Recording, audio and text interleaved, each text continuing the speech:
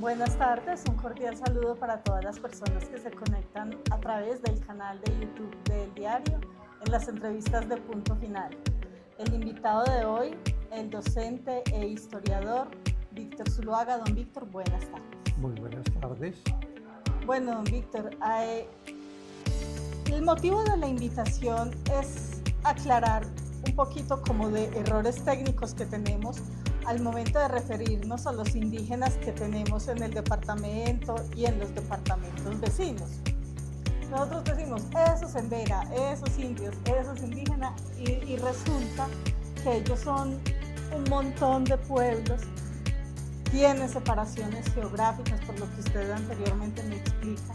Entonces, ¿cómo podemos ir aclarándole a las personas, a los ciudadanos del común como soy yo y las personas que nos ven en este momento, de quiénes están en dónde y por qué llegaron ahí?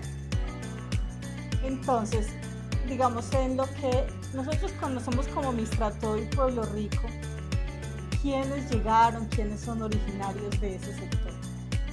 Sí, lo que es Mistrató, Pueblo Rico y la mitad de Bagadó, o sea, el área que está cercana a Mistrató, allí estuvo asentada, sigue asentada una comunidad que es embera, pero del grupo chamí, básicamente. Porque en veras, pues obviamente hay otros grupos en el Chocó propiamente, como son los indígenas Huaunán y los Catrú, y la parte también mucho más al norte que serían los indígenas cativos.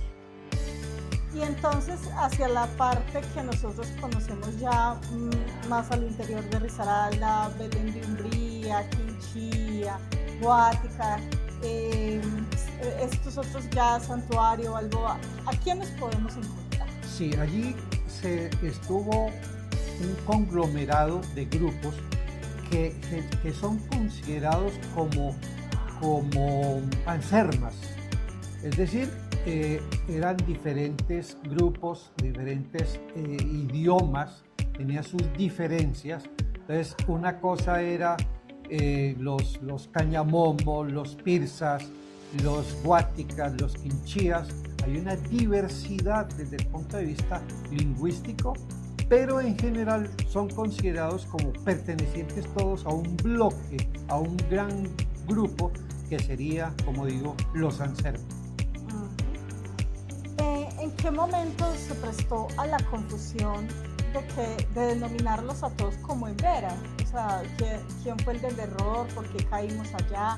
Como de anular ciertas identidades y cobijarlos todos bajo una familia. Sí. Yo pienso que fue de alguna manera el interés por recuperar la lengua o por recuperar esa lengua que se había perdido a nivel de los guáticas, de los quinchías, de las montañas, y entonces en la medida que habían llegado procedentes del chamí y del Chocó, algunos embera, entonces les pareció que era lo más adecuado recuperar esa lengua embera para poder diseminarla, digámoslo, entre todos los grupos y adquirir de alguna manera una personalidad cultural diferente. Ahora último, en años recientes, se ha hablado de como la reaparición, la puesta en escena de los Zumbra. Esto, ¿quién lo volvió a traer a la luz? ¿Por qué se dio el interés de volver a llamar a los Zumbra después de que estaban como metidos en todo esto que ya estamos hablando? Sí, ha habido por parte de algunos antropólogos, algunos lingüistas, el interés por averiguar esas raíces como tal, pero desafortunadamente ha habido una carencia muy grande de revisión de archivos y entonces se han limitado simplemente a recoger toda la parte, diría uno, de tradición oral que hay en esas comunidades tradición oral que está completamente alterada, distorsionada, porque finalmente la intervención que hubo por parte de los españoles, de la curia, de los sacerdotes, fue enorme a tal punto de acabar prácticamente con toda esa parte de lingüística original de ellos. Usted tiene dos anécdotas que me llamaron mucho la atención, y una es como un señor Palomino de Río Sucio compró, bueno, usted ya nos va a decir que como 4 municipios completos por 33.000 pesos.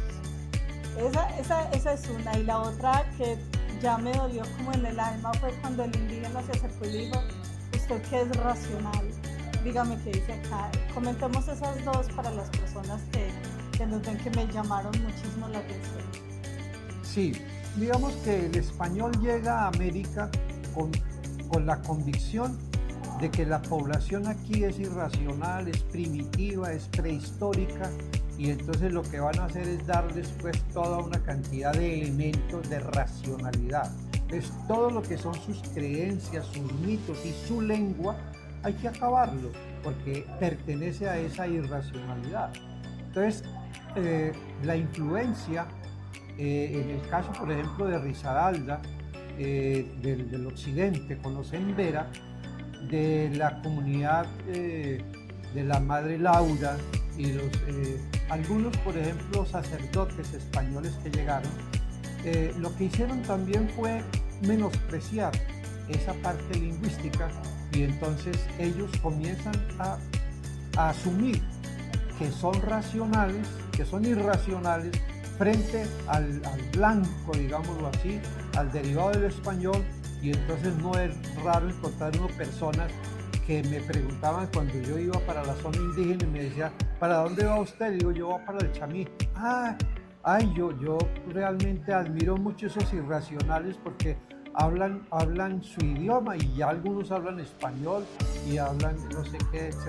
O sea, es una cuestión que está muy acentuada dentro de esa región. Cuando yo voy al hospital de Mistrató y pregunto: vea, hubo un accidente en la carretera y parece que unos indígenas quedaron heridos, y me dice una enfermera: no, aquí no han traído ningún irracional. Dios mío, se queda uno como sin palabras. Bueno, ¿y cómo fue el asunto de este señor que alcanzó a comprar 4 municipios? ¿Como a razón de quién se los vendió? ¿Y cómo fue la recuperación de esos títulos? El estado del Cauca ordena la subasta de esas tierras, porque a finales del siglo XIX, se contemplaba la posibilidad de hacer un canal que uniera el Atrato con el San Juan. Y resulta que en esa parte donde hay la unión, digamos, del nacimiento del Atrato y el San Juan, es precisamente donde estaba asentada la comunidad chamí. Entonces había que sacarlos, había que desaparecerlos de allí, y de allí la razón por la cual entonces ponen en subasta, y este señor Palomino compra por 33.000 pesos todo Mistrató, todo Pueblo Rico y la mitad de Bagadó. Ahora bien, ¿qué hace con esas tierras? Solamente vendió unas tierras de esas, pero de resto, en la medida que no hubo proyecto que se desarrollara por parte de la nación, esas tierras fueron dejadas en el abandono. Incluso en 1932 el gobierno de Caldas ordena la creación de San Antonio del Chamí, del corregimiento de San Antonio del Chamí, y entre otras cosas dice al final del documento, dice: mientras se hace el estudio sobre el origen o la titularidad de esas tierras, o sea, no tenían ni idea cuáles eran los límites, si eran de quién o de cuándo. Eso era un caos brutal. 1932. Entonces llegan allá, y obviamente llegan colonos paisas y con las señoras a tirarles agua caliente a las indígenas cuando llegaban a San Antonio del Chamí sin brasier. Ay, exacto. Bueno, Esto es una historia muy bonita, muy larga, pues que las redes sociales no nos dan tiempo para eso, pero pues invitemos a las personas a que busquen, si tienen curiosidad, el material que usted tiene en la virtualidad y que investiguen más acerca de quiénes somos, quiénes éramos, de dónde provenimos. Sí, en este momento en Google es posible acceder a la Biblioteca Virtual Víctor Zuluaga.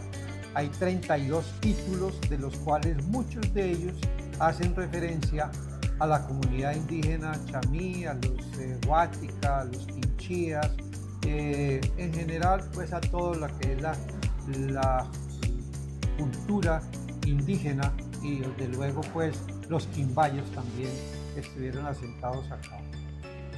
Bueno, profesor, muchísimas gracias por su tiempo, por el espacio. A ustedes también, los espero en la próxima entrevista de Punto Final. Muchas gracias.